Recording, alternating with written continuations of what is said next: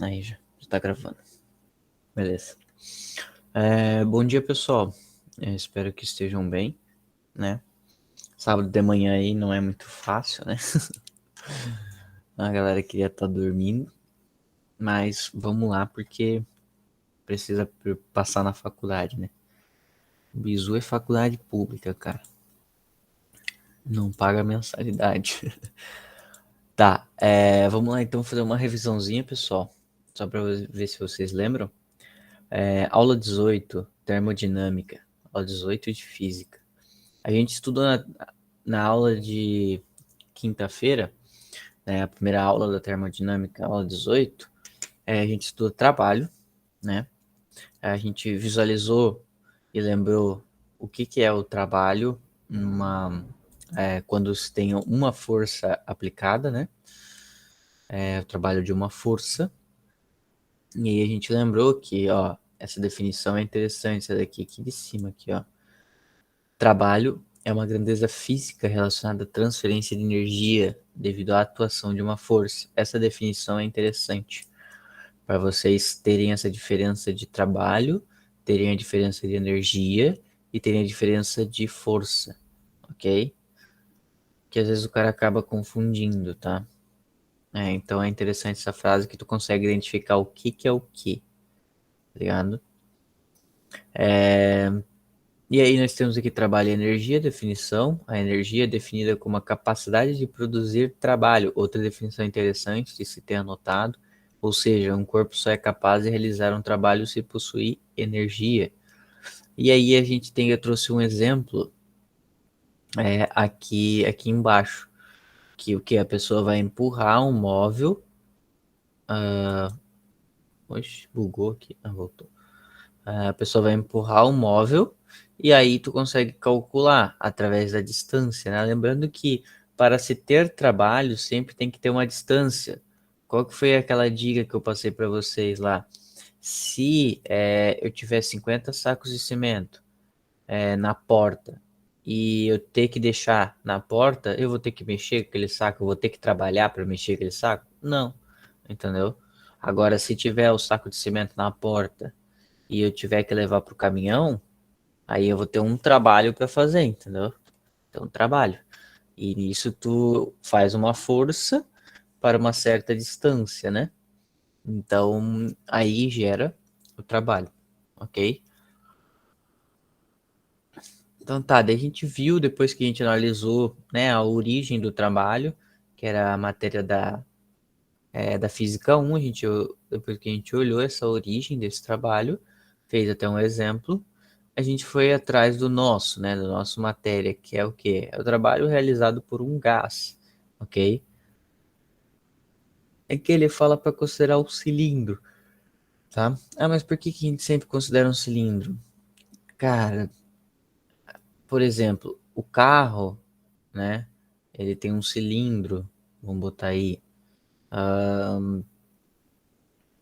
cara, ele usa cilindro por causa que é mais fácil até para os estudos, envolvendo o gás, né, para deixar o formato do gás e tudo mais. O pistão ali, né, subir e tal, o êmbolo, na verdade, que é a tampa, né? Aí a gente fez uma correlação, né, do trabalho, né, que é o work, que é o W, o trabalho F vezes D, né, igual a F vezes D. A gente fez uma correlação com a força do gás, que é pressão por área. E aí depois a gente descobriu que a área vezes o D, a distância, nos dá o volume, né? O volume é que ele sofreu, né? Que ele aumentou, o delta V, né? Então, e aí a gente teve ali uma correlaçãozinha ali no lado direito da tela, a gente tem uma correlaçãozinha com o gás ideal para lembrar, né? PV sobre T é igual a PV sobre T também, né? E PV NRT, né? E a gente fez essa correlaçãozinha e tudo mais e tal. Ah, mas por que que o trabalho, por que que o gás realiza um trabalho? Porque ele faz um deslocamento no êmbolo, lembra disso, tem que ter um deslocamento. Então ele faz um deslocamento na tampa dele, a tampa dele sobe, ok? Ah, mas por que que a tampa dele subiu? A gente injetou calor, entendeu? Colocou calor no sistema do gás, através do fogo, que é esse Q. Aí a gente foi, visualizou aqui, né, a definição também que eu fiz ali. Essa definição que eu fiz com vocês está descrita aqui, se ainda tiverem em dúvidas, entendeu? Vou fornecer esse material. E aí a gente começou na questão aqui da análise, né? Se o gás sofre compressão isobárica. O que que era a compressão? A compressão, lembra que eu falei que eu botava o pezão na tampa do cilindro e empurrava para dentro? Então eu vou comprimir aquele gás. E se eu comprimir aquele gás de um jeito que a pressão não mude, que ele seja isobárica, né? Nós vamos ter um trabalho negativo, ok? E nós vamos ter um ΔV negativo também. Por quê? Por que o ΔV vai ser negativo? Porque eu estou empurrando para baixo o êmbolo, né? Ele não está subindo, então para baixo ele vai ser negativo, ok? E aí o trabalho também vai ser negativo, ok? E aí depois a gente viu aqui, né, de novo, por ser um processo isobárico, né? A gente viu como que ele fica o gráfico. Peraí que... Acho que para vocês também bugou, né? Voltou. Para mim tinha bugado aqui a tela. Não sei se vocês tinham acontecido. Tá, daí a gente viu aqui, né, definições de novo de um processo isobárico, né? E aí a gente viu reta paralela, isso daí é uma definição da matemática, né? Da geometria analítica que eles falam. E aí, geometria analítica não, pode ser geometria analítica, geometria plana também, né? E aí eu passei para vocês também o eixo das abscissas, né? Que é a pronúncia correta. Eu passei o bizu do abscissas, né? E o ordinária, que é o eixo do Y, né?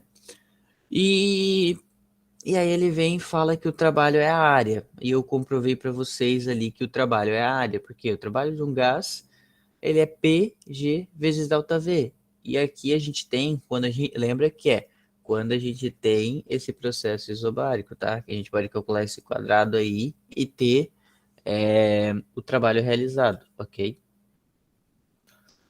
E aí, depois, eu faço uma correlação. Eu faço uma correlação aqui com vocês da velocidade das moléculas. Quando o êmbolo fica fixo, né? A velocidade da molécula, vocês têm que lembrar que ele tem que ser aquele o choque elástico, né? Tem que lembrar daquele que é elástico, né? O choque elástico. Aqui embaixo tem a palavra certinha. Aqui, ó. Os choques são perfeitamente elásticos. Perfeitamente elástico. Que é o quê? Ele tá, vamos botar aí um exemplo, tá, gente? Teórico, né? Ele tá a 20 por hora, a molécula. No momento que ele bater na tampa, né? No êmbolo, e o êmbolo não se mexe, ele vai bater e vai voltar com 20, entendeu? Ele vai voltar com 20. Isso nos remete ao modelo teórico, né, do gás ideal. Por isso que a gente usa sempre o gás ideal, ok? E aí, tá, mas se quando o êmbolo tá fixo, né, eu tinha mostrado para vocês, a velocidade é igual. Quando o êmbolo tá subindo, né, quando o gás está fazendo trabalho com o êmbolo, a velocidade que ele volta vai ser menor, tá ligado? Porque quando ele bate, ele tá deixando uma energia dele, que ele tá numa energia cinética ali, né, ele tá vindo com velocidade. Ele bate e deixa uma energia dele ali e volta mais lento, tá vendo? Até fazer o êmbolo subir, até neutralizar de novo, até ele chegar nesse êxtase dele de ficar nesse perfeitamente elástico, ok? E a mesma coisa fica pro descendo, né? Quando você mete o pezão ali, a velocidade da molécula vai aumentar, ok? E aí aqui, né? Eu fiz as definições e tal da questão que eu acabei de te falar, se o êmbolo fica fixo, e aí o interessante é aqui, né?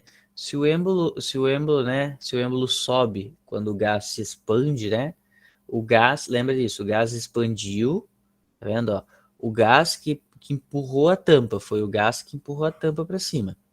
Se o gás empurrou a tampa para cima, o gás realiza trabalho, ok? E aí, se eu meti o pezão na tampa, o gás recebeu o trabalho meu. Ah, mas como é que eu vou lembrar disso? Lembra?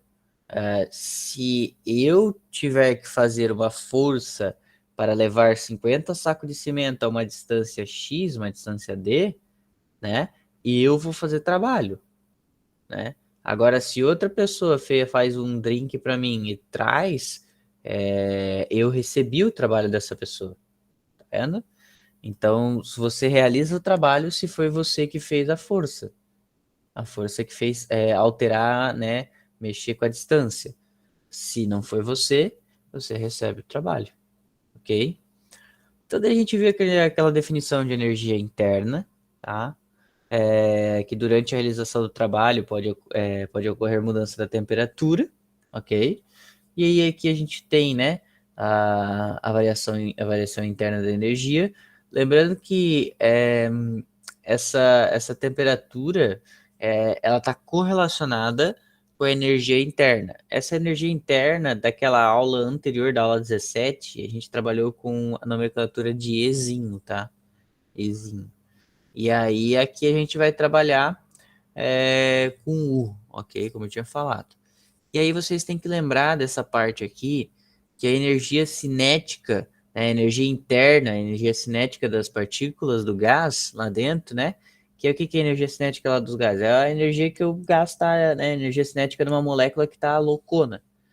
E aí lembra que eu falei para vocês que quanto mais quente, mais tu quer ir para praia, mais tu quer fazer alguma coisa, e quanto mais frio, mais tu quer ficar na caminha, deitadinho, assistindo Netflix? Então, quanto mais frio, a mesma coisa com as moléculas. Quanto mais frio, as moléculas mais lento elas ficam. Por exemplo, congelado, elas ficam praticamente durinhas ali, né? E aí, quando elas estão quentes, né? Quando a temperatura sobe, elas têm uma energia maior lá dentro, ok? E aí ele faz essa correlação aqui. Então, lembrando, ó, se for isotérmico, uma transformação isotérmica. Vocês concordam comigo que não a energia do delta U dentro vai ser zero? Porque a temperatura dentro não vai mudar. Se a temperatura dentro não vai mudar, a energia cinética dentro não vai mudar. Por quê? Porque elas vão estar na mesma, né? Na mesma dança, ali, na mesma velocidade que antes, as partículas. Aí percebe esse feeling que ele não vai mudar esse delta U? Fica atento com isso, tá, gente? Que é uma questãozinha que pode vir. Aí depois a gente viu aqui, né, a primeira lei da termodinâmica, que ele correlaciona o princípio da conservação da energia, né? Nada se perde, nada se cria, tudo se transforma, ok? Que é aquele negócio lá, então a gente tem que sempre entender para onde que vai, né? A perda de energia, porque nenhum sistema é 100%. Eu dei o exemplo para vocês aí, do motor de um carro. O motor de um carro ele perde com calor, entendeu? Ele perde energia. Por exemplo, a gente também perde com calor, né? Por exemplo, a gente precisa levar 50 sacos de cimento. Vou usar sempre o mesmo exemplo para ficar mais claro, eu acho. Precisamos levar 50 sacos de cimento. Quando a gente leva esses 50 sacos de cimento, a gente faz um trabalho, né? Injeta uma energia para esse trabalho, né? Energia nossa sai e vira trabalho. Só que a gente perde energia com a respiração, com a transpiração, com as ligações do neurônios, entendeu? Com todo o sistema do organismo a gente vai perdendo, né? Para manter a máquina funcionando, a máquina corpo humano funcionando, a gente acaba perdendo essa energia. E aqui ele faz uma correlação que o quê? Que a energia interna, tá? É o calor, esse daqui, essa correlação é em relação ao gás, tá? Ao gás. Então a variação da energia interna, tá? Então, tipo assim, vamos dizer, a energia interna lá, eles estavam a 300 joules, 300 joules, ok?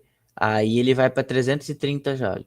Qual que é a variação? A variação é 30, né? Então a variação Ela é uma correlação entre o calor que tu recebeu do foguinho, tá? Menos o trabalho que tu exerceu. Se tu não exerceu, se o êmbolo lá é fixo, tu não vai exercer trabalho, porque não vai ter uma distância. Aí o trabalho vai ser zero. Então aí a variação vai ser igual ao Qzão. Que vai ser o que a gente vai ver aqui embaixo, né? Aqui queria te dar um exemplo, tá? Para ficar mais claro. Ó, delta U é igual a Q menos o trabalho, work, né? E aqui ele deu os dados, que o calor injetado foi 1.000 calorias, o trabalho foi 600. Como nada se cria, nada se perde, tudo se transforma, a energia que entrou pelo calor se transformou em trabalho, em 60%, né, que são 600 calorias, e os outros 40% ficaram no delta U, entendeu? E daí fica 400, ok? Depois a gente vê aqui as transformações termodinâmicas particulares, que nada mais é do que eu já dei um bizu ali para vocês ali em cima, tá? Que é a questão do isotérmico, né? Se a gente não muda a temperatura, se a temperatura não varia, né? Na transformação, a temperatura se mantém constante, a energia interna do gás é nula. E se a gente aplicar na formulazinha que a gente viu antes, na equaçãozinha, a gente vai achar, né, vai zerar ali, como eu dei o exemplo no lado direito, zerou, sobrou W igual a Q, ou Q igual a W, ok? Aí o que isso significa? Isso significa que o total de calor que tu está injetando vai ser é, o total de trabalho realizado, entendeu? A energia que tu está aplicando, ela vai ser a energia em trabalho. Pô, cara, tá difícil de entender. Não tô entendendo por que que vai entrar o fogo ali, vai dar calor e o negócio vai levantar o êmbolo. Vamos lá. Quando eu boto o fogo embaixo, eu vou estar jogando um calor. Calor é uma forma de energia. Lá é o conceito, acho que se não me engano, da primeira aula. Calor é uma forma de energia. Se eu botar calor dentro daquele sistema, dentro daquele gás, coloquei calor ali dentro e ele não vai alterar sua temperatura, né? A, a, as energias cinéticas, ó, pensa comigo, esse calor chegou, ele vai entrar. Esse calor vai virar energia cinética lá dentro. Tá vendo? Vai esquentar e as moléculas vão ficar mais felizes, vão ficar trilouca lá. Aí elas vão estar trilouca, elas vão bater mais forte, né? Mais agressivamente na tampa. No momento que ela bate na tampa, ela gera uma força, esse gás gera uma força nessa tampa que levanta a tampa. Então, olha só, ele vai, então, só para vocês entenderem a linha de raciocínio, ver se vocês estão pegando. A energia em forma de calor vai ser acrescentada no meio. Acrescentei essa energia que está em forma de calor, ela vai virar energia cinética nas partículas do gás. E depois, esse gás que tem uma energia cinética, essas partículas que têm uma energia cinética, vão transferir, tá, essa energia para o trabalho, que vai ser o quê? Que vai ser a força, né? Essa energia cinética, essa velocidade que eles têm, vai bater e vai empurrar o êmbolo para cima. E esse bater e empurrar o rêmbolo para cima, tu deixa trabalho, né? Porque sempre que tu empurra alguma coisa, tu precisa fazer força, tu precisa gastar uma energia para empurrar alguma coisa, né? Então, eu acho que agora ficou até um pouco melhor para vocês entenderem essa transição de calor e por que que nada se cria, nada se perde, tudo se transforma, tá? E aí a gente tem a isométrica. A isométrica é igual a isovolumétrica ou ainda isocóricas, né? E aí a gente tem que o trabalho é zero. Lembra que eu falei para vocês que se o êmbolo for fixo, não tem distância? Eu falei lá antes. Se o êmbolo for fixo, a tampa está fixa, ela não se mexe, né? Ele vai ser a distância igual a zero, faz o trabalho ser igual a zero. Aí a gente tem uma resolução que a energia que eu aplicar lá dentro, o fogo, né, o calor que eu colocar lá dentro, vai ser igual à energia interna lá dentro, a variação da energia interna. Ah, por que que a gente só estuda a variação da energia interna? Porque a gente não consegue ter uma relação da energia interna. Então, se eu pego um gás agora dentro de um recipiente, eu não consigo fazer é, um cálculo para saber essa energia interna, ok? Eu só consigo trabalhar com variação, que é energia interna, térmica inicial e final, ok? Aí eu só consigo saber isso, por quê? Por que eu consigo saber? Por causa do calor que eu injetei, né, e a perda. Mas aí nesse caso, né, o calor não vai ter perda nenhuma e ele não vai ter perda em forma de trabalho, não vai ter perda em forma de nada. E aí o calor que eu estou injetando vai ser a mesma coisa que o ΔU, ok? Mesma coisa que o ΔU. E a gente tem aqui transformação isobárica, né, que a gente viu. Que daí o trabalho vai ser igual a PV, né? P ΔV, ou trabalho igual a nRT. E aí eu mostrei para vocês o porquê. Porque a gente viu que trabalho a pressão vezes ΔV, né? E aí traz na equação de Clapeyron, né? E depois tem uma chamada adiabática. Transformações adiabáticas. O que que ela seria? Ela seria uma transformação que não tem é, troca de energia com o meio, tá? Ó, toda a energia recebida ou cedida pelo sistema ocorre por meio de trabalho, ok? Então, tipo, ali ele fala que as paredes dos cilindros são adiabáticas, então o calor interno do gás não vai passar para o calor do ar fora, entendeu? Ele vai ficar, é como se fosse a nossa térmica, entendeu? Tu bota a água quente lá dentro e ele tenta manter a água quente lá dentro sem passar calor para fora. Claro que vamos lá. Isso é uma utopia na vida real, né? Porque nada é perfeitamente adiabático, tá? Por exemplo, tu fez um café, botou na térmica, pode ser uma térmica de R$ 1.000. Tu vai botar, vai chegar no final do dia, ele vai estar provavelmente gelado ou morninho, entendeu? Se tu não mexer, não abrir. Então, sempre tem uma perda, né? Sempre tem uma perda para o meio ambiente, né? Do calor. Só que nesse caso, como é um modelo teórico nosso, né, a gente faz esses estudos para fazer o estudo né, de como funciona em si, né? E aí a gente tem esse estudo que mostra que se a gente injetar um calor, né, se a gente injetar um calor ali dentro, é... não, se a gente não injetar calor, né, gente? A equação da transformações adiabáticas não troca calor entre o sistema e o meio externo, isso aí. Então ele não troca calor, então ele não passa calor, né? Ele não passa calor, ele está dentro de uma térmica, então ele não passa calor para fora e ele nem recebe calor, tá? Ele nem recebe calor também. Paredes adiabáticas é o quê? Se o calor tentar passar, ele não deixa. Se o calor tentar sair, ele não deixa. Então o nosso Q é igual a zero, dando dando pra gente que o ΔU é igual a menos o trabalho, ok? Ah, mas eu preciso decorar isso. Não, gente, é só decorar a primeira equação a primeira lei da termodinâmica e aí fazer essa correlação de entender o que que é uma parede adiabática, entender o que acontece quando é uma transformação adiabática e tudo mais. E aí depois a gente tem aqui, a gente chegou na tão sonhada segunda lei da termodinâmica, que é o quê? É, que nada mais é, essa lei foi aplicada, né, na Revolução Industrial, onde que substituiu o trabalho do homem pela máquina, né? Que aí gerou uma evolução gigantesca na humanidade. Que tem um sistema, como eu tinha explicado para vocês, vou resumir só para vocês lembrarem, né? O calor, o carvão, vai esquentar carvão ou gás, né? Vai esquentar a água vai subir em vapor, vai até a válvula de entrada e a válvula vai estar fechada.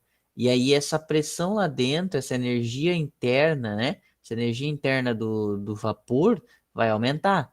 E a energia interna do vapor aumentando, a pressão dela vai dar uma aumentada, né? E aí, no momento que ele percebe, que a válvula percebe que tá uma pressão legal, ele abre, e aí esse gás chega e empurra o pistão para trás. E a válvula de saída tá fechada. Empurra o pistão para trás. E quando ele vai para trás, a válvula de saída abre e a de entrada fecha. Aí o pistão vem para frente, tá ligado? E aí esse gás, esse vapor que saiu, ele vai passar por um condensador, né? Onde que vai sair de gás e vai virar líquido de novo e vai voltar para o tambor ali onde tá pegando fogo, né? e ele vai fazer esse ciclo, empurrando e voltando o pistão, empurrando e voltando. E aí vai rodar a roda, e aí pode ser gerado energia elétrica. Eu botei ali de elétrica, né? O teorema de elétrica ali que vai ter, porque as termoelétricas funcionam assim, né? Elas geram eletricidade. Agora, existem muitos motores assim que são, por exemplo, que eram usados dentro de uma fábrica para, tipo, mexer um tear, tá ligado? Por exemplo, um tear é aquele negócio que faz tecidos, né? Que se tu vê vídeos ainda de países geralmente subdesenvolvidos, né? Eles, nem subdesenvolvidos, acho que é uma categoria antes. É subdesenvolvidos, acho que é. Pessoas fazendo tecidos à mão, né? Hoje ainda existe no Brasil, né? Que é aqueles tecidos que, tipo, tem os filetinhos assim, e a pessoa vai fazendo um por um, assim, ó. Eu acredito que ainda no Brasil deve existir, mas isso daí é manufaturado, né? Tipo, é, é o trabalho mesmo, né? A mão que a pessoa quer fazer, né? Entre aspas, né? Se tu quer comprar algo feito, né? Caseiro, assim, feito à mão, né? A pessoa, né? Até valoriza mais isso aqui no Brasil. Só que tem países que não têm tecnologia para fazer isso. Então eles fazem à mão. E antigamente, antes da Revolução Industrial, era à mão. Então imagina, tinha uma porrada de funcionário para ficar fazendo tipo um tapete, um pano, entendeu? E aí essa máquina veio para revolucionar, né? Onde que tirou várias pessoas do trabalho para fazer isso. Trouxe para revolucionar de um jeito, né? Mas teve problemas sociais, como a gente estuda em história, história. E que são problemas sociais de não ter emprego, né? E aí causa fome, miséria e tudo mais. E aí depois, nossa aula foi até aqui, né? Nossa aula foi até aqui. E aí eu mostrei para vocês o videozinho aqui embaixo, né? Esse daqui. Vocês lembram do videozinho? Tá ok para vocês os videozinhos? Querem que eu passe de novo, só para vocês darem uma relembrada?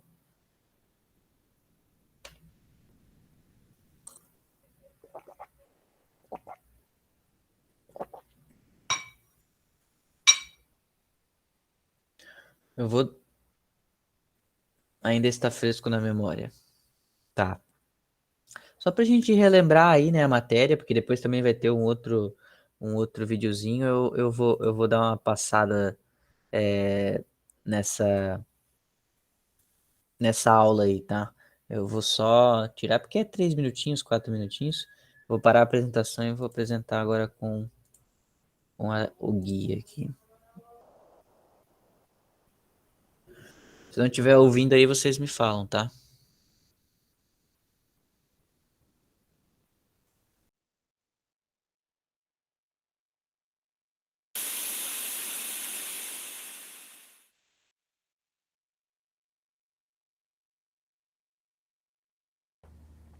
Neste vídeo usaremos um recipiente de vidro com uma pequena saída de vapor, uma ventoinha de plástico, uma espiriteira contendo álcool, uma máquina térmica de Heron feita de vidro e uma mini máquina a vapor. As máquinas térmicas a vapor funcionam utilizando a pressão exercida durante a ebulição da água para realizar algum trabalho, ou seja, transformando energia térmica em energia mecânica. Elas utilizam o princípio físico no qual a água tende a aumentar violentamente o seu volume, mais de 1.200 vezes, quando passa do estado líquido para o estado gasoso.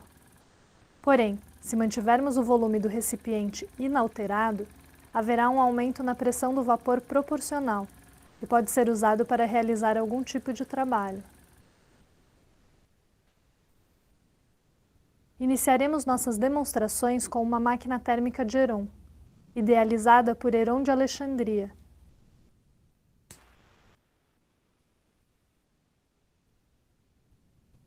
O princípio de funcionamento também é bastante simples.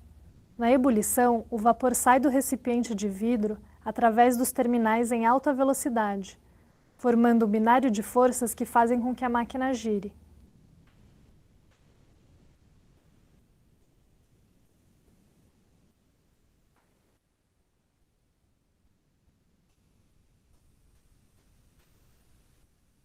A segunda máquina a vapor utiliza uma ventoinha de plástico. Aquecemos o recipiente de vidro contendo água e, durante a ebulição, o vapor formado aumenta a sua pressão interna e é obrigado a sair do recipiente de vidro através da pequena abertura em alta velocidade. Este vapor bate sobre as palhetas da ventoinha e a faz girar em alta velocidade. Este é o princípio de funcionamento das turbinas a vapor, que podem girar em altas rotações, aproveitando a pressão exercida pelo vapor.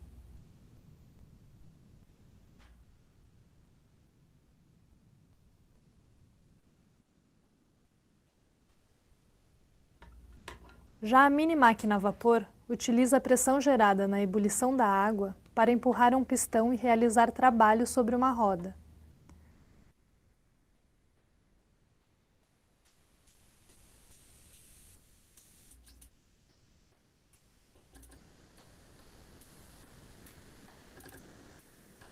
Para o pistão voltar para sua posição original, um sistema de válvulas expele o vapor para o ambiente. Assim, o pistão poderá receber vapor e empurrar novamente o pistão. Este modelo de máquina a vapor é o que mais se assemelha com os utilizados no início da Revolução Industrial, em que a força humana e animal foi lentamente substituída pela força do vapor.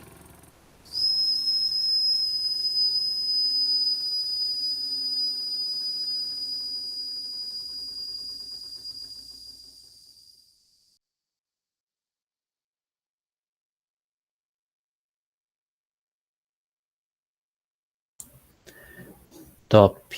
Lembraram, eu acho, né? Deixa eu transmitir minha tela agora.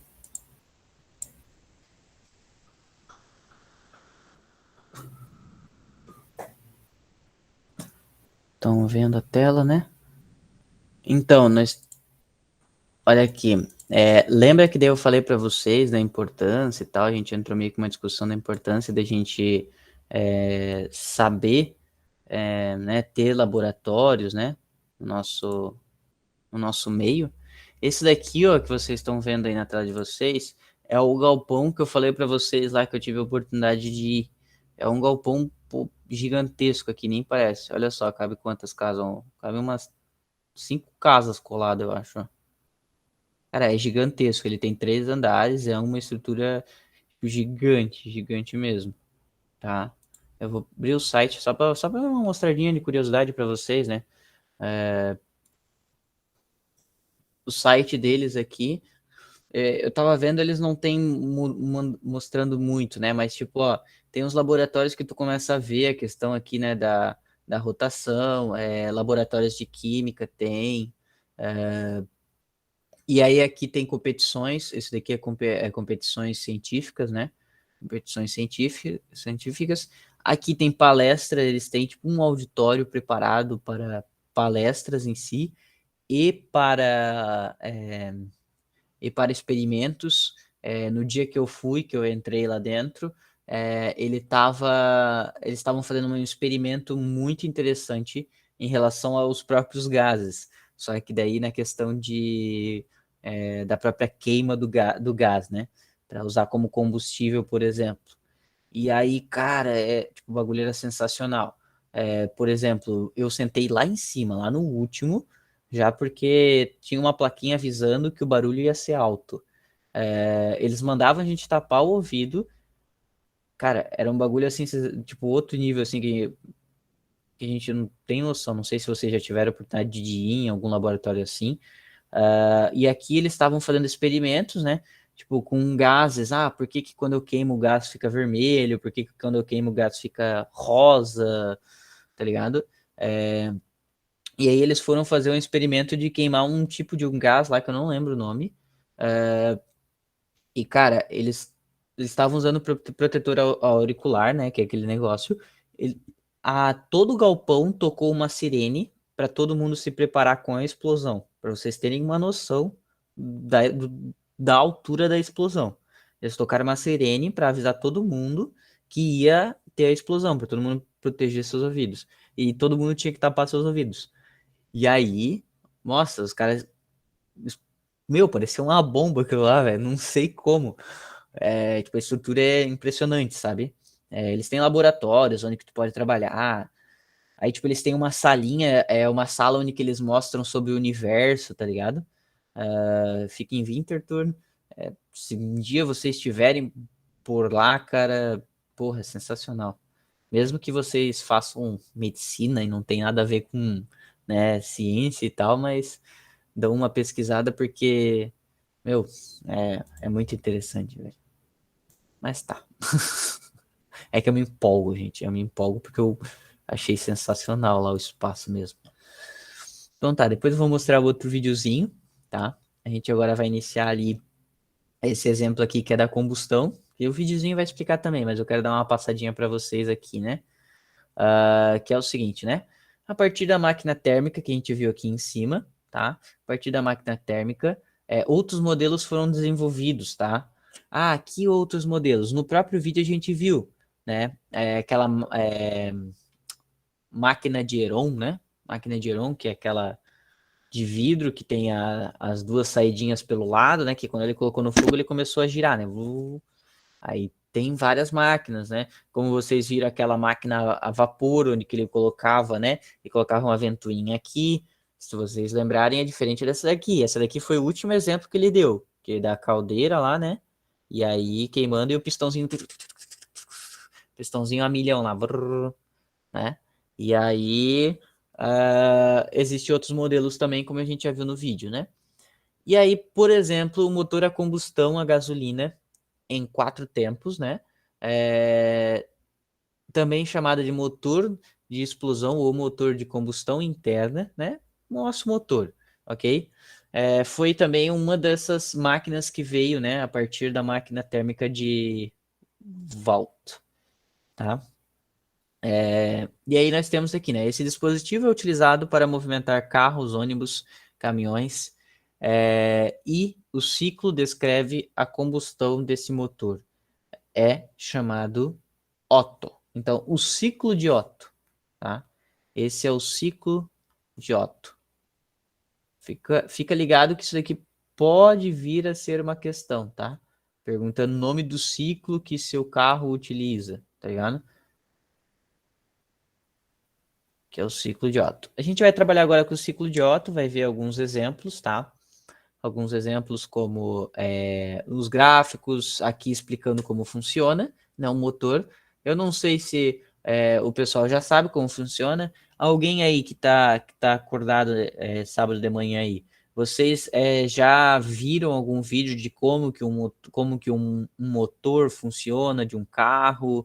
Já viram algo a respeito? Já tem uma noção ou não tem nenhuma noção mesmo? Manda aí. Sim, a Beatriz já viu, então.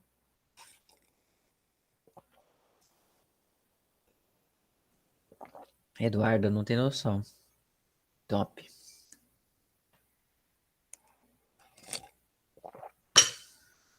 Leandro, não também, só um pouco de noção. Isso. Top. Então hoje vocês vão sair entendendo como que um motor funciona, tá? Eu não trouxe o vídeo completo, tá? Eu trouxe a parte de combustão, né? Que é a parte nossa do ciclo de Otto, né? Só que se vocês acharem interessante para saber o resto do motor, que é transmissão, né? Como é que funciona uma embreagem, tá ligado? Como é que funciona uma embreagem, como é que como é que o virabrequim passa, né? Essa rotação para o resto do carro é interessante. E aí vocês agora vão saber quando chegar, entrar no carro, ligar, vocês vão se ligar, tipo, porra, tá funcionando assim. Por que que sai o cano de escape, tá ligado? Tipo, é bem interessante. É, mesmo não sendo o meu curso, né? O meu curso hoje atual é Engenharia Civil de Infraestrutura. Não tem nada a ver com automotivo, mas eu acho super interessante isso daí, né, pro dia a dia. Vamos lá, então. O ciclo de 4 tempos, ou o ciclo de Otto, né? Nós temos o quê? Um motor, né? Não sei se vocês já sabem, mas o motor ele funciona por pistões, né? Por pistão. E aí, o que acontece? A gente tem a câmara, ó, a câmara aqui, ó, câmara de combustão. né? E a gente tem o pistão que trabalha nela. Então o pistão vai subir e vai descer, vai subir, vai descer, vai subir, vai descer. E quando ele sobe, quando ele desce, ele faz essa haste aqui embaixo, aqui, ó, a haste de conexão faz o virabrequim rodar. E aí o virabrequim fica rodando, tá ligado? Enquanto um tá descendo.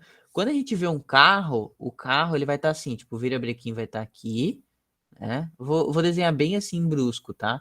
O virabrequim vai estar aqui, e aí nós vamos ter, tipo assim, esses carros novos que são 3 cilindros, tá? Os carros novos que estão vindo são 3 cilindros. Por exemplo, o Onix é 3 cilindros. Os carros a partir ali de 2015, mais ou menos 1.0, são 3 cilindros, tá? E aí depois entra um conceito de turbo, né? Mas nesse caso a gente vai estudar o aspirado mesmo, que é o carro normal, né?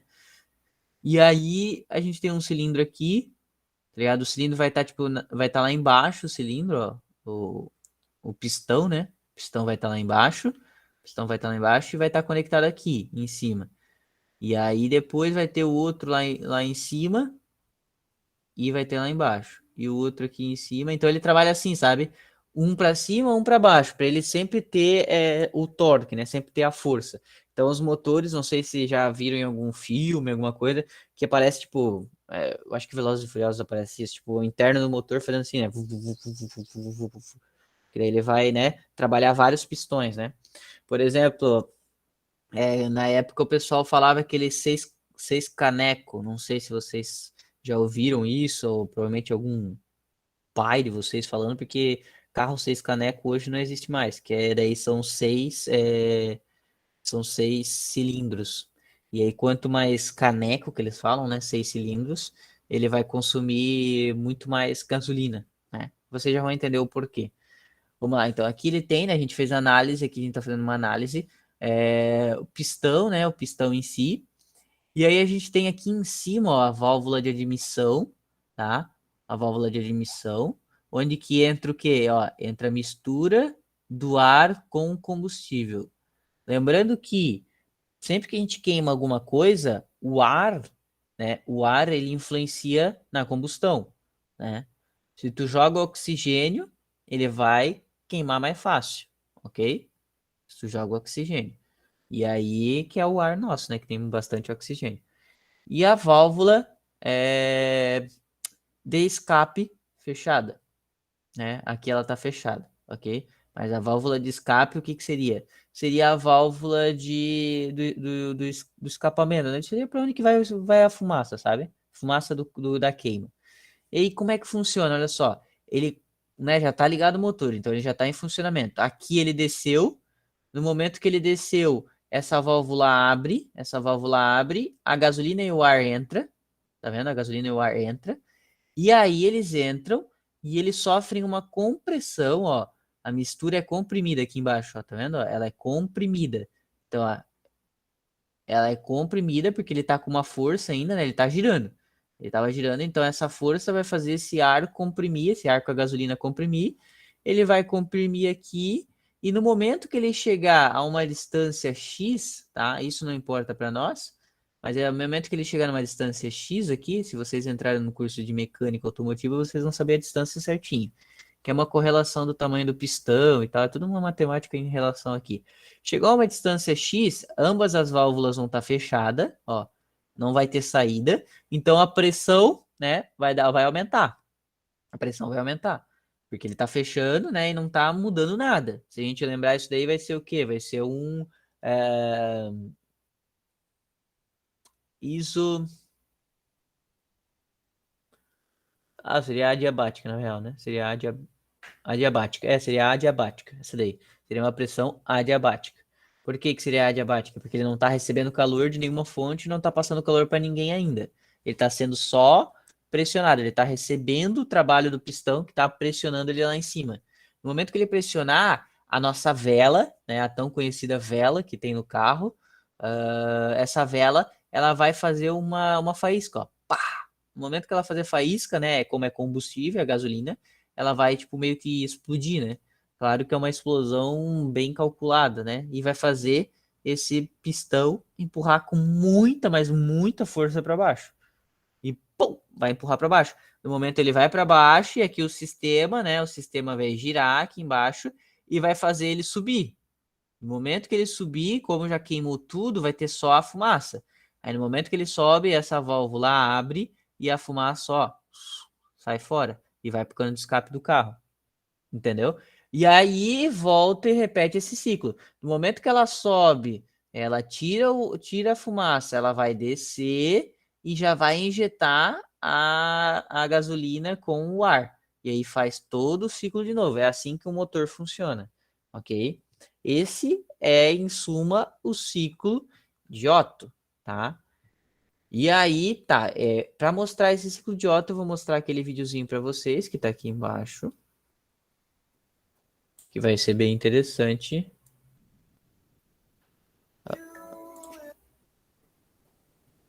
Olha, a musiquinha que inicia bem, bem das antigas.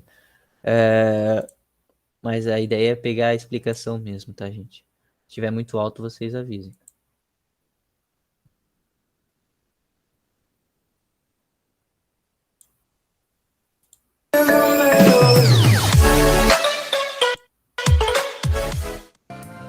Nos motores a gasolina, durante o primeiro tempo, a admissão, a válvula de admissão se abre. O pistão desce e enche a câmara com a mistura ar-combustível. Em seguida, quando a válvula de admissão se fecha, começa o tempo de compressão, onde o pistão sobe comprimindo essa mistura. Quando o pistão chega perto do ponto morto superior, PMS, acontece uma centelha que explode a mistura ar-combustível, iniciando o tempo de explosão e movimentando o pistão para baixo com muita força. Na próxima meia volta do eixo virabrequim, a válvula de escapamento é aberta e o pistão sobe empurrando todos os resíduos para fora da câmara de explosão. Nos motores a diesel, a válvula de admissão se abre e o pistão desce, enchendo a câmara somente com ar. Em seguida, no tempo de compressão, este ar é comprimido, o que eleva a sua temperatura. Quando o pistão chega perto do ponto morto superior, PMS, o óleo diesel é injetado a uma pressão em torno de 200 bar e se inflama instantaneamente ao deparar-se com o ar aquecido. Essa explosão causa uma grande força de expansão, que faz com que o pistão desça para seu ponto morto inferior, PMI. Na próxima meia volta do eixo virabrequim, a válvula de escapamento é aberta e o pistão sobe, empurrando todos os resíduos para fora. Diferença 1. No motor a gasolina, durante a admissão, o cilindro é preenchido por uma mistura ar-combustível. Nos motores a diesel, o cilindro é preenchido com ar puro. Diferença 2. No motor a gasolina, o ar passa por uma válvula tipo borboleta, que está ligado ao pedal do acelerador e que controla a quantidade de ar e combustível admitidos, determinando a rotação do motor. Na maioria dos motores diesel, essa válvula não existe e a quantidade de ar admitido depende da rotação do motor.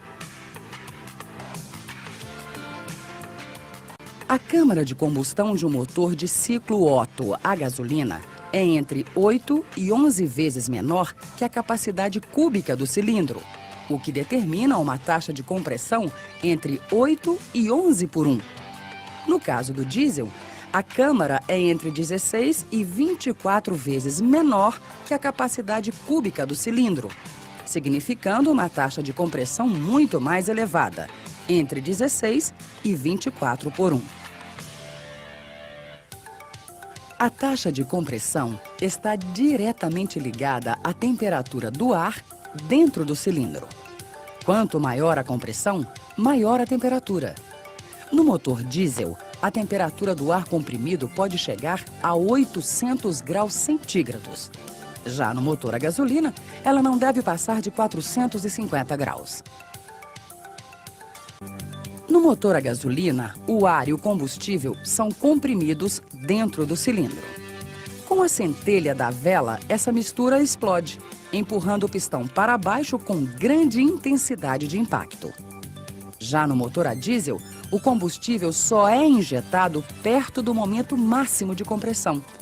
É quando o óleo pulverizado dentro da câmara se inflama em contato com o ar aquecido, sem precisar da centelha.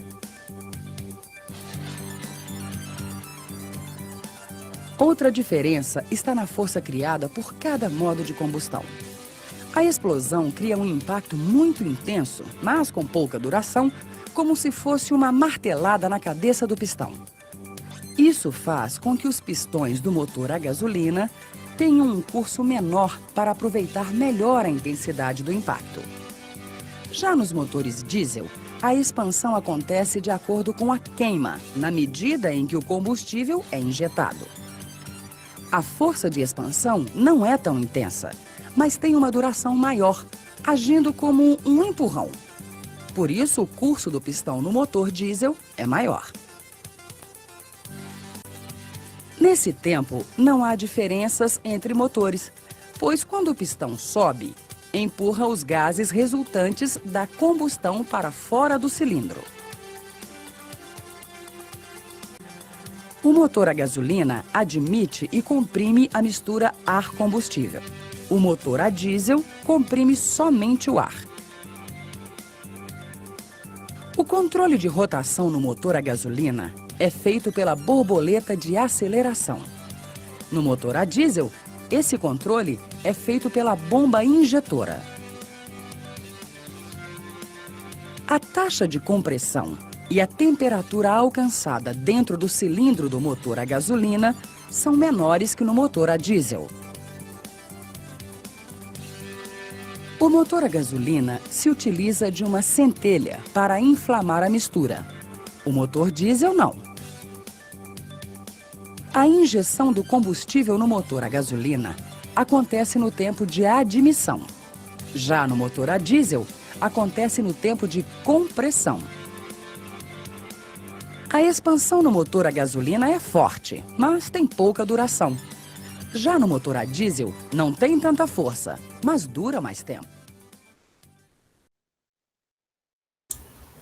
Fechou, gente? Conseguiram pegar a visão de como funciona o motor, então? Tanto o motor a diesel quanto motor a combustão normal, né? Ali, se vocês perceberam, ele trouxe um motor a 4 cilindros, né? Que era o motor 1.0 aí, praticamente de antigamente, até 1.6, né? 4 cilindros. Mas hoje em dia tá vindo tudo 3 cilindros, tá? Uma nova tecnologia aí que tá vindo. Espero que vocês acharam interessante, né? Acho que fica mais fácil entender onde é que é aplicado, né? E aí a gente tem aqui o mesmo exemplo que eu falei antes, né? E só uma observação aí para o dia a dia, né? Vocês conseguem ver essa caixa aqui embaixo, né? Que é onde que tá o virabrequim, tá? Onde que tá o virabrequim? Ali é onde que vai o óleo, tá? O óleo vai aqui dentro, ok? O óleo vai aqui dentro e o que que o óleo faz? O óleo, além de ajudar esse sistema, né? A ficar, tipo, ele fica imerso no óleo, ele mexer, ele vai ajudar o pistão a trabalhar mais fácil, tá? Ele ajuda o pistão a trabalhar mais fácil, porque se tu deixa... Por isso que se tu deixa o carro sem óleo, vai foder com o teu carro, cara. O bagulho vai subir ali, vai subir que nem rasgando. O óleo é um lubrificante, né, cara? E aí, se tu bota o lubrificante, fica muito mais fácil para trabalhar ali, né? E aí, por isso que vocês têm que ter essa importância com óleo. E outra coisa, quanto mais, né, antigo o óleo, ele fica com partículas de ferro e sujeira da própria gasolina, ele fica nesse óleo. E aí, isso faz o óleo ficar grosso. Por isso que tu tem que trocar o óleo. E aí, esse óleo ficando grosso, imagina, vira uma gosma, entendeu? Ao invés de um líquido, ele vira uma gosma. E aí, tipo, ele vai trabalhar muito mais difícil, vai forçar o motor, tá ligado? Vai forçar o motor para trabalhar. Isso vai influenciar no teu consumo de gasolina, que não tá barato, né?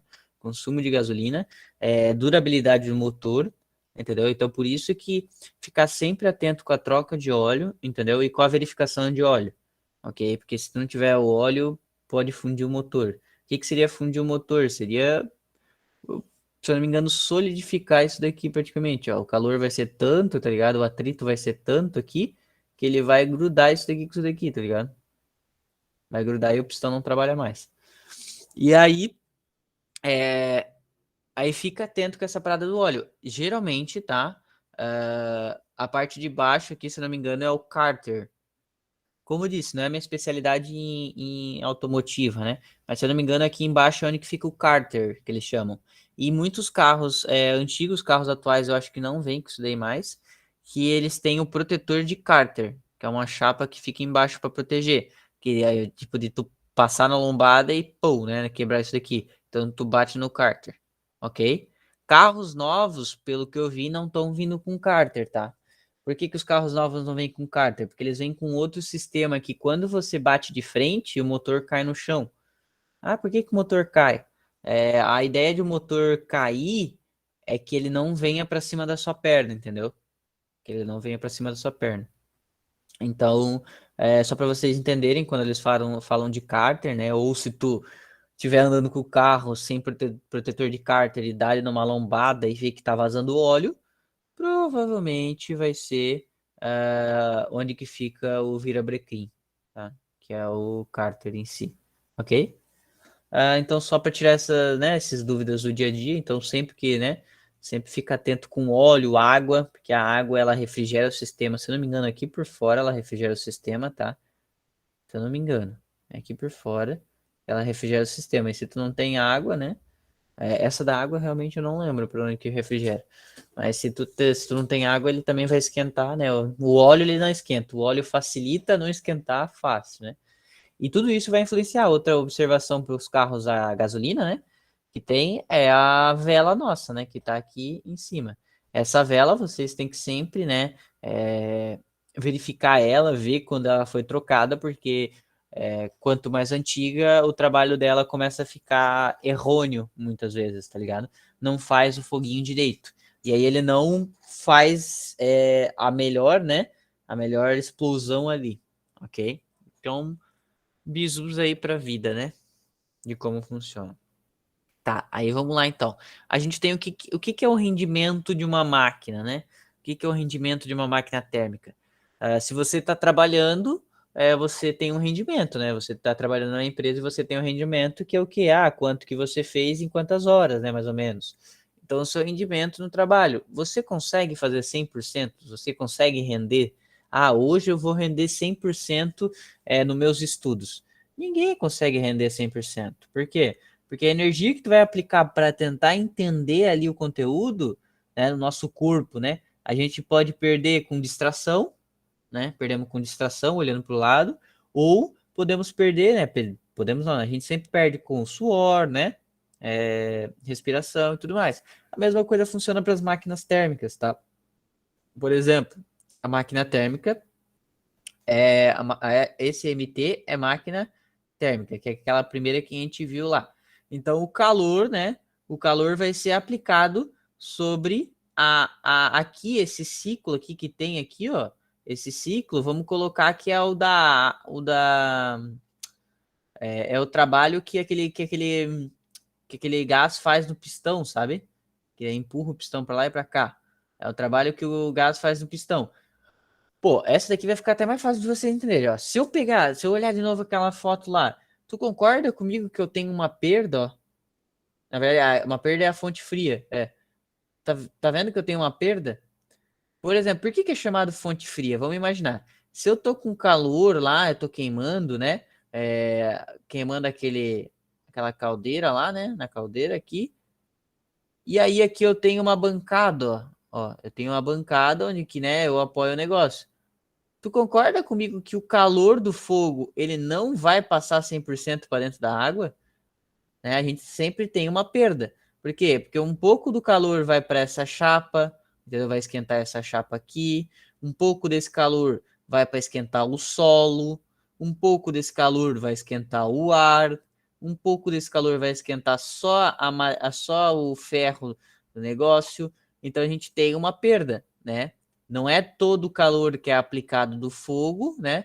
Que vai entrar para o sistema da água lá, né? Que vai tornar gás. Então a gente tem uma perda, e essa perda a gente é onde que a gente faz essa correlação com o rendimento. Por exemplo, aqui ele estava na fonte quente, ele veio, fez o trabalho, a SMT, a máquina térmica funcionou. A gente sabe que um valor vai ser trabalho, onde que ele vai trabalhar, né? Por exemplo, aquele pistão indo e voltando vai trabalhar. E a outra parte a gente chama de calor frio, tá? Se não me engano, é calor frio que eles chamam. Mas ele vai para a fonte fria. Ah, por que é fonte fria? Porque, como eu disse, né? Tipo, se ele tá mais frio aqui, ele vai passar esse calor para cá, para a fonte fria, entre aspas, pensa assim, ok? E aí, como é que funciona então a geladeira? A geladeira já é o contrário, tá? A geladeira já é o contrário. Ela pega a fonte fria que é injetada, ela entra lá dentro, ela vai fazer um trabalho lá dentro, que é o trabalho do refrigerador, tá ligado? Vai fazer o trabalho do refrigerador, e aí ela vai receber calor do meio, ela recebeu o calor, e aí ela vai para a fonte quente. Ela vai virar uma fonte quente, ok? É o contrário. Como é que funciona? Vamos lá, eu não lembro se eu trouxe a imagem, eu acho que não trouxe a imagem. Mas vamos lá, a geladeira tá funcionando assim, né? Aqui em cima onde que fica o freezer, vou fazer de azul e de pretinho, que vai ficar mais fácil para... Ó, aqui funciona o freezer, né? Vamos fazer aquelas antigas, né? Aquelas antigas que é o freezer junto, né? Se vocês já viram, aqui tem a chapinha, né? Daquele congelador. Se vocês têm geladeiras mais antigas, tipo, é que nem o meu caso, né? Aqui tu vai ter, tipo, uns resistores aqui, ó. Eles não estão assim, eles estão, né, nessa distância assim, eles estão assim. Só que eu vou desenhar para vocês, eles vão estar assim, ó, né? São uns caninhos que tem. Esse caninho, ele faz o quê? Ele vai, volta, desce, tá lá embaixo e vai pro compressorzinho. Aí o compressor joga lá, joga aqui para trás. E aqui tem aquela gralha, aquela grelha, né? Onde que o pessoal bota toalha para secar. E ele volta e vai para cá. Aqui existe uma válvula, tá? Uma válvula. Válvula. Ok? Não importa o nome da válvula. O que importa é você entender como é que funciona. Olha só, por que ele é o contrário da máquina térmica? Porque assim, tu vai lá e vai colocar, né, a sua garrafinha aqui. A sua garrafinha tá aqui dentro, aqui. É a garrafinha de água. E ela tem um calor, né? Todo aparelho tem um calor em si, toda, né? A água, mesmo estando a 20 graus Celsius, ela tem um calor que é 20 graus Celsius. Né? Se a geladeira tá a 5 graus Celsius, ele vai querer chegar nesse equilíbrio térmico, né? E aí, lembra, ele faz troca de calor, né, com o meio, né? Ele faz troca de calor, ele vai fazer troca de calor com o meio dentro da geladeira, e aí esse meio dentro da geladeira vai ficar, tipo, praticamente com essa temperatura. Só que daí o que faz tudo gelar? Faz isso daqui, ó. Ele pega e esse calor, ele vai ser injetado aqui, ó. Por quê? Porque aqui ele vai passar um líquido bem frio, bem frio mesmo, tá ligado? Vai passar por aqui dentro, aqui, ó, bem frio, e aí o que acontece? Todo o calor que tem nessa região, o calor vai ser jogado ali para dentro, para tentar esquentar esse líquido. Aí vai tentar esquentar, e aí ele vai esquentando. E nesse momento ele vem, ele desce, né? Tá descendo. O líquido, né? O líquido tá descendo aqui pelo caninho, ó. Tá descendo aqui pelo caninho. Aqui, nesse momento que ele já vai estar quente, né? Ele vai chegar aqui dentro. E o que acontece? Esse compressor vai jogar ele, tá? Vai jogar ele com pressão, ok? Daí essa válvula vai estar fechada. Ele vai começar a jogar o ar ali que tem, né? Que tem um sistema, ele vai jogar, que é um gás, na verdade, né? É um gás, não é o ar. Esse gás ele vai jogar e vai começar a botar pressão. Pressão, e ele vai colocando pressão e vai. E quando tu pega alguma coisa e tu bota pressão, tu pressiona, né? Ele vai fazer com que as paredes, né, fiquem quentes. Ele quer tentar tirar essa energia. Por quê? Porque quando tu pressiona, as moléculas ficam muito mais nervosas e fica muito mais quente. Tá vendo? fica muito mais nervosa, porque não tem mais espaço para ela ficar lá, né, de boazinha, ela vai ficar nervosona. E aí isso vai esquentar, tá ligado? Isso vai esquentar. E com isso, por isso que existe aquela grelha que tu pode botar a tua, né? Pode não, é incorreto, na verdade, é errado colocar coisa para secar. Porque prejudica o sistema da geladeira e tal, mas eu também coloco. Então tá, tu botou lá, né? Tu botou ali para esquentar, por isso que ele seca. Por quê? Porque daí ele começa naquela grelha a soltar muito calor. Ele começa a soltar o calor que ele tem. Ele começa a soltar a energia interna do gás, aquele ΔU. Ele começa a soltar para o meio externo. Para quê? Para ele chegar, para a pressão ser tão grande, a pressão ser tão grande que ele chegue ao ponto de ficar líquido. Tá ligado? E aí ele vai, por que fica líquido, Eduardo? Por que fica, Andrade?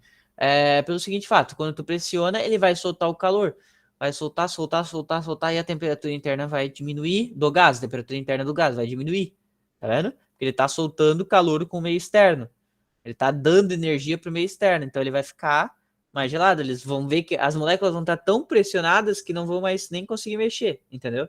E aí, nisso, quando elas chegam num ponto certo lá, né? Ela pega e a válvula libera. E aí ela entra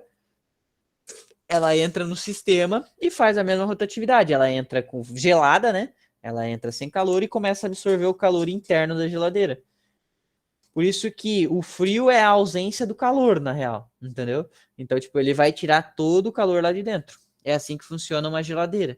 Diferentemente da máquina, né? Da máquina térmica, tu fornece calor para obter, né, através do vapor e tal, tal. É um trabalho. Aqui não, aqui é o contrário, ok? Eu não sei te dizer como é que funciona a Frost Free, que é aquele sem a gradezinha, tá? Aí esse daí eu realmente não sei como é que funciona. Mas eu sei desse método aqui, que é o modelo, né, que foi o início aí, né? Até hoje tem bastante isso daqui. Frost Free eu acho que é só que não congela ali em cima, alguma coisa assim. Tá, mas então o nosso foco é o quê? Nosso foco é saber o rendimento. O que seria o rendimento? O rendimento seria o trabalho pela quantidade de calor. Então, tipo assim, qual que foi o teu trabalho? Qual foi o teu trabalho quando eu te forneci tantos por cento de calor? Ele nunca atinge 100%, tá? Olha só, se o rendimento da máquina atinge 100%, significa que ele converte toda a energia térmica em energia mecânica. Nesse caso da máquina térmica, né?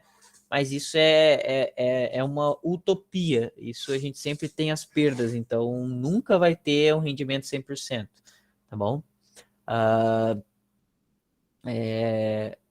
O único momento, se eu não me engano, que tem 100%, eu acho que é o adiabático, mas isso daí a gente vai confirmar, ok? E aí a gente tem esse rendimento aí. Depois a gente tem aqui, né, lembrando vocês que o trabalho ele pode ser calculado isso daqui, ó.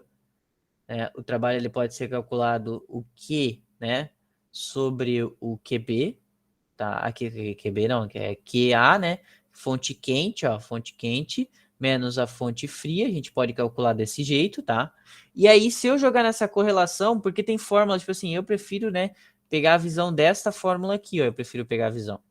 Mas tem material que traz essa fórmula aqui, tá? Essa equação aqui. E aí eu correlacionei aqui para vocês entenderem, ó, como é que ficou. Opa, ali é B. Deixa eu só mudar. Aqui é A, na verdade. Ok? Ali é A. Ok? E aí eu trago essa correlação só para vocês entenderem onde é que chegou esse 1 menos QB sobre QA módulo, né? E essa, tipo, é o rendimento, tá ligado? Eu vou te falar que eu não vi tanta questão de rendimento assim importante, né? Eu acho que com rendimento aqui tu já consegue interpretar e consegue partir a partir dessa equaçãozinha aqui, ó, tá? Dessa equaçãozinha.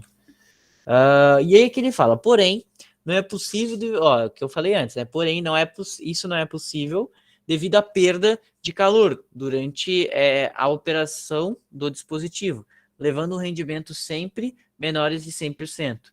Dizemos que uma máquina térmica rejeita calor devido à perda de gases em elevada temperatura, como, por exemplo, na exaustão após a combustão do motor interno. Essa propriedade se dá segundo a lei de termodinâmica. Ok, isso daí não é muito relativo, tá? Observação. É impossível construir uma máquina térmica que, operando em ciclos, transforme em trabalho todo o calor fornecido. É que nem aquele ciclo de Otto que eu te falei, né? Depois ele vem ali um outro ciclo, são 2 ciclos que a gente vai ver nessa aula, que é o ciclo de Otto, que é o motor que a gente tem, e o ciclo de Carnot, se não me engano que é a pronúncia, tá? Ó, olha só, veículos automotores, né, possuem uma eficiência de 30%, enquanto locomotivas a vapor possuem rendimento de 10%. Para tu ver, tá ligado? Para tu ver quanto se tem de perda, tá vendo? Quanto se tem de perda. Uma locomotiva a vapor tu tem 10%. Então, te imagina, o resto tu perdeu em calor e tudo mais, então o rendimento é bem baixo, né? O corpo humano também pode ser considerado uma máquina térmica. Possui uma eficiência menor ou igual a 25%. Então, a gente tem uma eficiência, um rendimento de 25% no nosso corpo. Okay? O resto é perdido com respiração e tal, calor, né, e tal. Aí, olhando o rendimento aqui, tá ok para vocês o rendimento? Pois é, Alan, não imaginava. Eu também não imaginava que fosse tão grande a perda. Algo assim que consiga manter melhor o rendimento. Seria o melhor rendimento, tu fala dos motores em si, né? Dos motores ou dos motores? Cara, pelo que eu sei, só se ele fosse adiabática, né? Se ele não tivesse trocando calor com o meio. Se ele conservasse esse calor, só que teria que, tipo, fazer um outro sistema para ele conservar esse calor, porque tem a perda, por exemplo, ali na termodinâmica, na máquina térmica, não tem como tu concentrar todo o calor dentro da água. No momento que tu faz a churrasqueira, a borda da churrasqueira esquenta. Só se tu fizesse a churrasqueira ali, né, se botasse o carvão para queimar dentro de paredes adiabáticas. Só que uma parede adiabática é uma utopia em si, né? É uma utopia em si, uma parede adiabática. Tu só consegue pegar paredes, né? Fazer um material que tenha um coeficiente lá, né, de calor menor, onde que ele passa, ele tem uma dificuldade de receber calor e passar calor, né? Por isso que, cara, é difícil. É difícil mesmo. No laboratório, tu teria que usar bastante coisa, bastante material adiabático, que é um modelo teórico, né? Não compensa provavelmente, bem isso mesmo. Não compensa mesmo. Quando se fala em questão de queima, não compensa mesmo. Eu acho que na questão ali de, se for usar, né, rendimento de máquinas elétricas, daí eu acho que já se tem como aumentar esse rendimento, porque tipo uma máquina elétrica, ela faz, né, ela esquenta ali pelo fluxo da energia, né? Ela vai esquentar, só que aí tipo tu usa um material que tem um coeficiente mais baixo, entendeu? Mais baixo que não faz uma transmissão fácil com o meio, né? Não, com o meio ambiente, não transmite fácil, né? Então eu acho que se tu pegar um motor elétrico é muito mais fácil, acho tu ter essa eficiência do que um motor a combustão. E o corpo humano não tem como, né? Porque o corpo humano a gente perde calor, tipo, eu tô falando aqui, vocês podem, tipo, testar isso em casa, o próprio calor que eu sopro com a boca quando eu falo, é o próprio ar, ele é quente. Se eu respiro, mesmo que eu respire o ar frio e solto, é quente. A gente perde nesse calor, a gente perde, né? Já nesse, transpiração e outras coisas, né? Então eu acho bem, assim, bem difícil, Alan, esse tópico. E aí, tá, a gente tem os rendimentos e tal, e aí a gente tem os diagramas termodinâmicos. Pô, vamos lá, o que é o diagrama termodinâmico? Os diagramas são os gráficos, né? Os gráficos geralmente vêm pressão por volume, tá? Pressão por volume. Se a gente lembrar, a gente vai ver que W, né, de um gás é igual a pressão do gás vezes o ΔV. E aí a gente lembra, né, que se ele for isobárica, ok? Isobárica, ó, ele não muda, ele tá sempre no 8 a pressão, ó. Ele vai ser, o trabalho vai ser proporcional a essa área aqui, tá vendo? E aí a gente tem o quê? A gente tem os ciclos. Esse daqui é um exemplo de ciclo. Então, por exemplo, ele vai ter uma transformação isobárica do C até o D, ó. Uma transformação isobárica. Ok? Isobárica. E aí, o que acontece? Chegou no ponto D, no volume 8, ele vai ter uma transformação isovolumétrica. Ah, por que que é isovolumétrica? Porque, ó, tá vendo que nessa linha aqui o volume não muda, ele tá sempre em 8. Então ele vai ser iso. Vou botar métrica também, tá? Isométrica. E aí ele vem e faz de novo uma isobárica. E aí ele vem e faz de novo uma isométrica, ok? E aí ele fica no ciclo, né? Esse ciclo, claro, esse ciclo ele tá recebendo calor, né? E fazendo o trabalho e também tá perdendo calor, né? Isso só mostra o ciclo. Ó, o trabalho realizado em um ciclo é a área interna delimitada pelos caminhos. Então, vai ser essa área aqui, vai ser o trabalho também, tá? Essa área vai ser o trabalho. Aqui nesse caso, ele tá bonitinho como um quadrado, né? Ele tá bonitinho como um quadrado. Ó, o trabalho é positivo, isso daqui é uma observação interessante. O trabalho, ele é positivo se o sentido é sentido horário, ok? Horário. E se ele for anti-horário, vocês podem ver que a setinha aqui, ó, tá horário, horário, horário e horário. Ok? Se ele for anti-horário o ciclo, ele vai ser negativo. Isso daqui é para gráficos, né? E aí, isso mesmo. Esse do gráfico é o que mais cai pelo que eu vi ali, tá? Nas questõezinhas ali. É o que mais cai assim, é que a UFSC traz uma questão geralmente junto com gráfico e teórico, né? Eu acho que vai dar tempo de a gente trabalhar um gráfico ali, tá? Eu acho que vai ser até mais fácil. Aí a observação, ó. O trabalho líquido produzido do diagrama P vezes T vezes V, o que que é o P? É P de pressão vezes o V de volume, que é esse diagrama aqui. Indica que o trabalho está sendo realizado pelo sistema. Indica que o trabalho está sendo realizado pelo sistema. Caso da máquina térmica, ciclo no sentido horário. Ó, então, ele está sendo realizado, ó, trabalho sendo realizado pelo sistema. Ciclo no sentido horário, ok? Trabalho líquido positivo. O que que isso quer dizer, Andrade? Cara, é aquele negócio que eu te falei. Se eu tiver que levar os 50 sacos de cimento, eu vou estar dando trabalho, né? Eu vou fazer o trabalho. Então, tipo, o trabalho vai ser positivo. Se eu recebo, é o trabalho negativo, entendeu? E o outro, ele fala isso, ó. Trabalho líquido negativo. Indica que o trabalho está sendo realizado sobre o sistema. O caso do refrigerador. Ciclo no sentido anti-horário, ok? Esse daqui eu acho que eu já passei para vocês a visão, né? Antes ali, anteriormente. E aí a gente chega nesse ciclo de Otto. Aqui eu já deixei escrito para vocês pegarem a visão, para a gente pegar a visão rapidão. Vamos dar uma olhadinha aqui, ó. Do A até o B, a gente tem aqui, ó, expansão isobárica. Por que, Eduardo, que é expansão isobárica? Esse isobárica por quê? Olha só a setinha. Isso daqui é a interpretação de gráfico que cai como o Alan disse ali. Ó, a seta tá para lá, tá vendo? A seta tá para lá. Se eu vou para lá, para a direita, o volume aumenta, o volume varia. E a pressão varia? Não varia. Olha lá a pressão continua sempre a mesma pressão. E o volume varia. Então ele é uma expansão, porque o volume está variando, né? Ele está crescendo o volume, é uma expansão isobárica. Por que isobárica? Porque a pressão não muda. Aí muda quando o que acontece? Quando ele vai de B, ele chegou a B, ele vai até C. Esse daqui se chama de compressão adiabática. Por quê? Porque aqui fica a temperatura, tá? Nessa linha que eu tô tracejando, tá? Aqui também fica a temperatura, ok? Fica a temperatura. E aí a temperatura é constante aqui, ó. A temperatura ela é constante.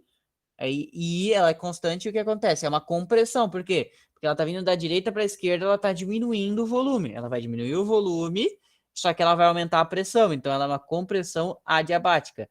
entendeu? É uma compressão adiabática onde que não tem mudança de temperatura interna, sem troca de calor com o meio, que nem eu escrevi ali embaixo.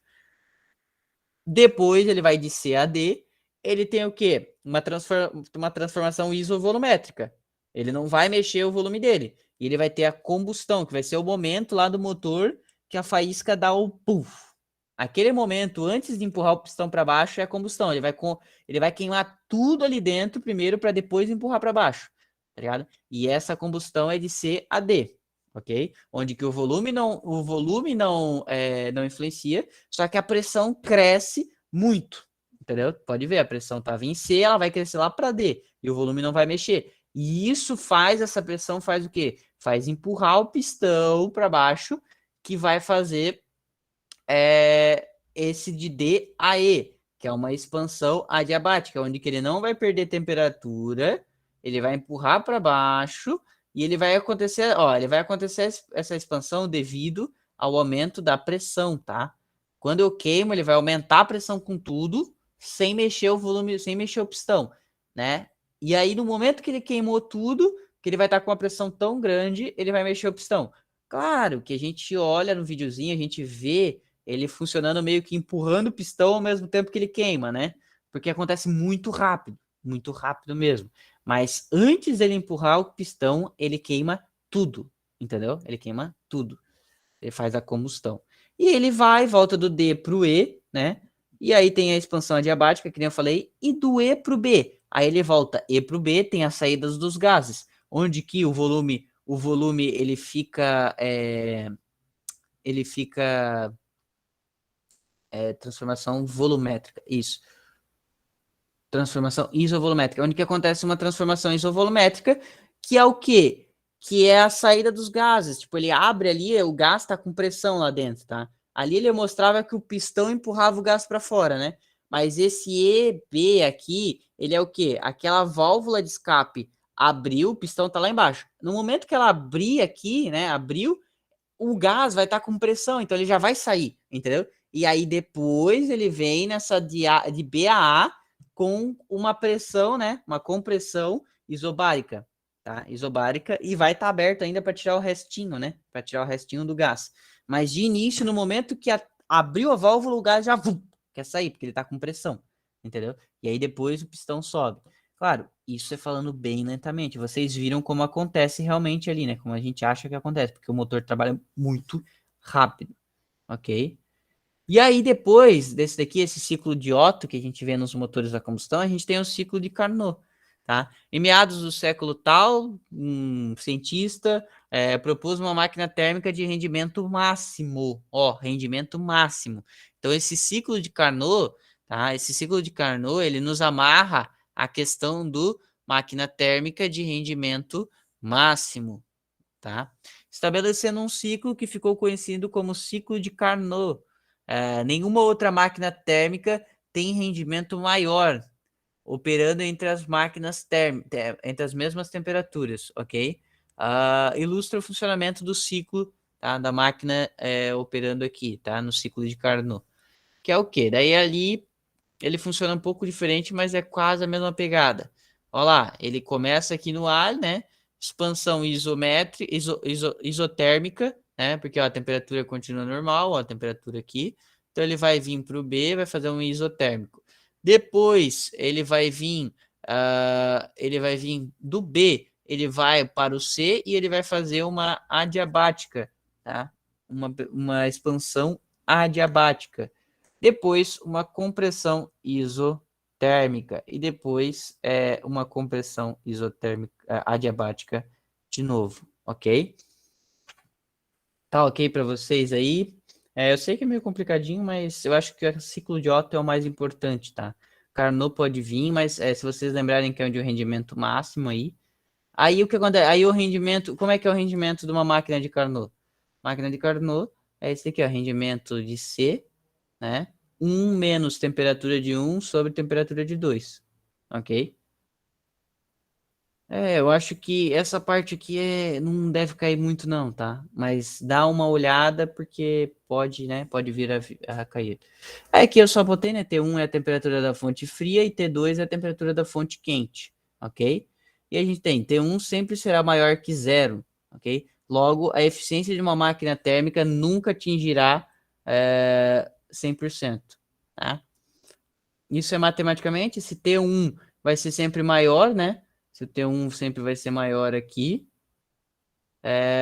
esse valor aqui, ele sempre não vai chegar a 1, não vai chegar a 1%, ok? E aí, em acordo com a segunda lei da termodinâmica, ok. Tá, vamos para o bizu, que a nossa aula está terminando. Vamos para o bizu. Eu quero que vocês me falam aí, tá? Qual que é a transformação de A a B? Qual que é a transformação de B a C? Qual que é a transformação de C a D? Qual que é a transformação de D a E? E qual que é a transformação de E a A? Vocês conseguem me falar isso daqui? Quais são as transformações? Se é expansão, compressão, expansão adiabática, compressão isotérmica, expansão isotérmica, expansão adiabática.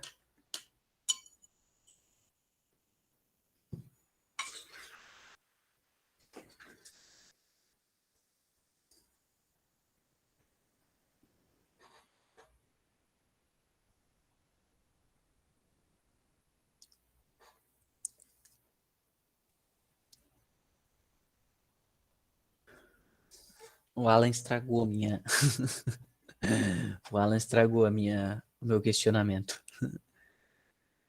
Ó, Daniel acha, o Daniel acha que a B é uma expansão isobárica.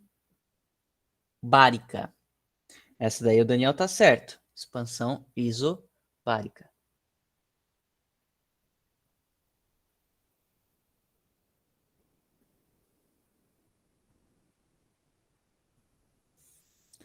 Isobárica.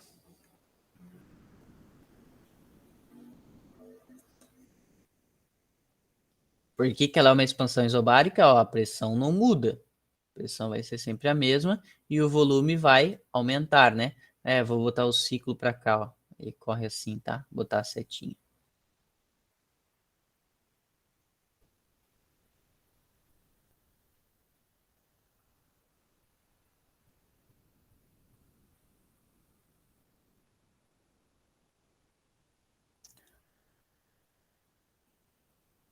Alguém mais na transformação BC? Pode falar qualquer coisa. Ó, BC, expansão isotérmica. Boa, expansão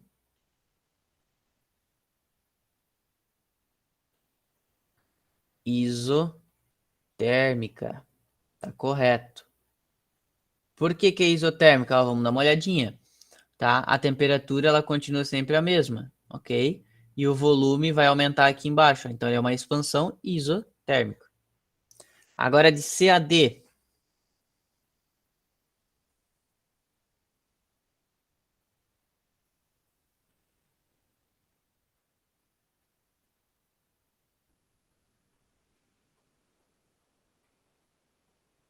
Eu acho que de C a D vai ser a mais... Mas é compressão ou expansão? Expansão. Expansão? Não, é expansão, mas é uma expansão adiabática, uma expansão isotérmica, uma compressão adiabática, uma compressão isotérmica, ou isobárica, né?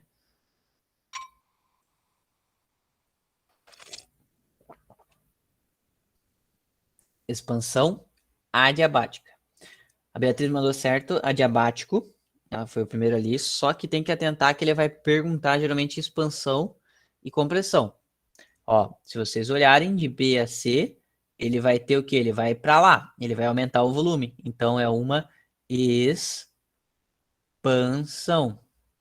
Uma expansão, só que o que? Adiabática. Por que que é adiabática? Olha só, ele vai ser adiabática por quê? Porque ele sai da temperatura 1 e vai até a temperatura 3. Tá vendo? ok? Ele vai, tipo, ele vai armazenar dentro dele todo o calor, ele não vai passar calor para ninguém, entendeu? Então ele vai ser adiabático.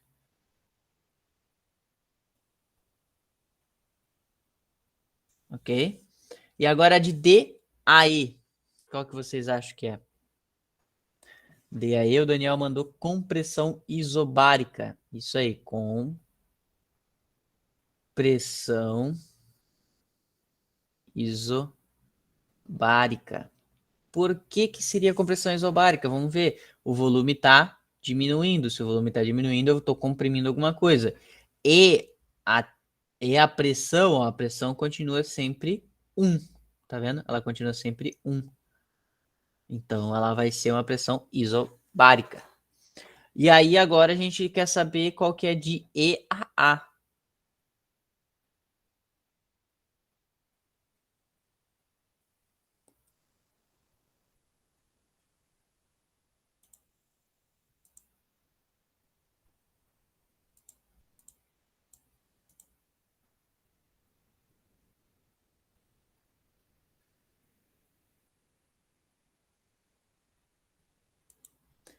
De E a A, galera, tem noção aí?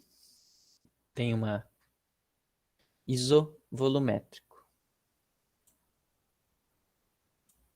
Isso aí. Ele vai ser daí, no caso, né, uma transformação isovolumétrica, ok? Compressão, expansão isovolumétrica? Não.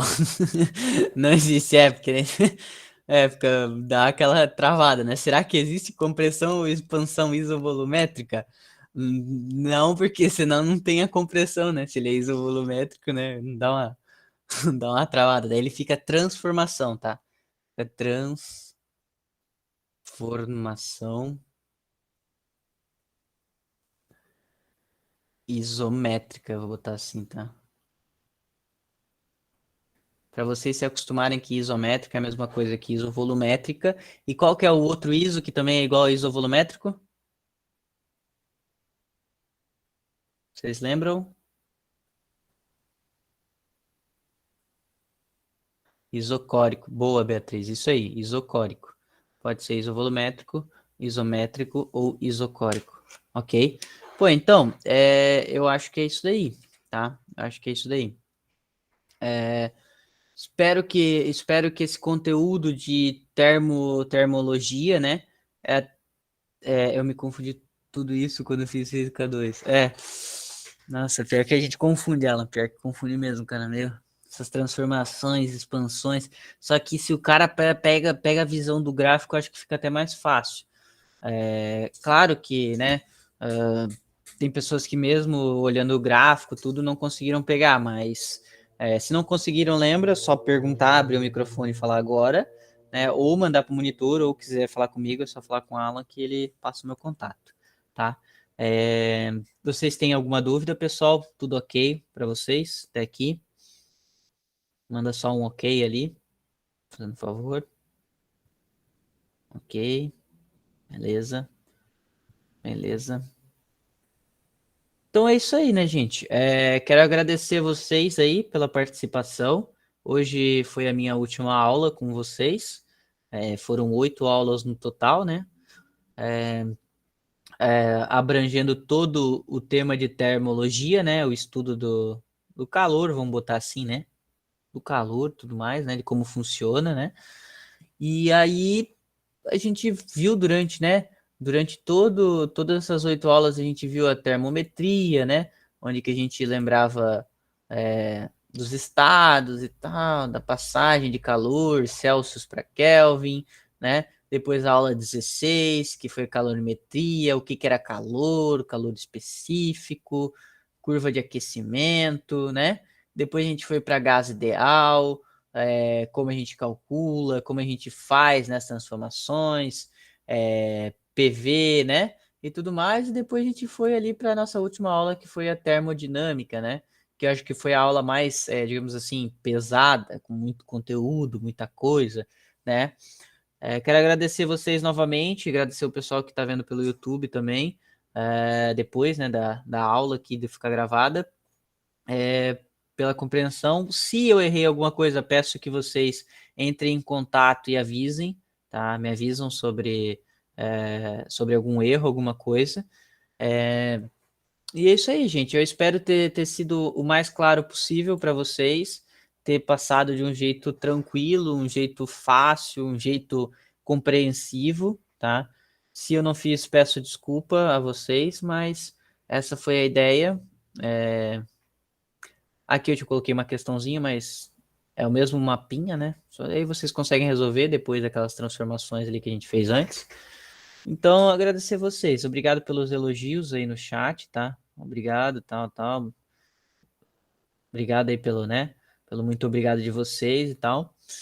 E é isso aí, gente. Eu espero que vocês continuem aí na física, né? Não tenham medo da física, porque a física é o nosso dia a dia. Eu acho que quando a gente correlaciona com o dia a dia fica mais fácil de entender. Concordo que é difícil, né? A pessoa memorizar as equações e tal. Mas depois que a gente pega, entende, eu acho que fica muito mais fácil, ok? Obrigado novamente aí. E a gente se encontra, né, por aí, se encontra na UFSC, né? Espero vocês, não sei se vocês vão fazer a UFSC de Joinville. Bota aí, eu vou fazer a UFSC de Joinville, bota aí, que eu quero ver. Bom final de semana, obrigado para você também. Quem vai fazer a UFSC de Joinville aí, bota aí. Quem vai fazer outro curso aí? Ó, a Beatriz vai, top. Vai fazer qual curso, Beatriz? Ô, Alan, se quiser parar a gravação, pode parar, beleza?